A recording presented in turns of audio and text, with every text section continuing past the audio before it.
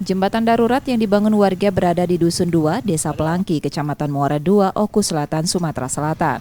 Jembatan dibangun menggunakan kayu sepanjang 4 meter dengan lebar sekitar 1 meter agar kendaraan roda 2 bisa melintas di jalan yang terputus akibat banjir sungai air keruh pada Sabtu lalu. Jalan yang dibuat jembatan darurat merupakan akses penghubung antar kabupaten. Nah, Mas. Ngeri sekali. Itu kejadiannya itu akibat apa ini, Mas? Ini waktu banjir. Ya, harapannya untuk kedepannya agar diperbaiki agar bisa aktivitas berjalan seperti biasanya, Pak. Jembatan darurat dibangun warga sambil menunggu perbaikan dari jalan yang terputus tersebut. Setia Budi, Kompas TV, Ogan Kombring, Ulu Selatan, Sumatera Selatan.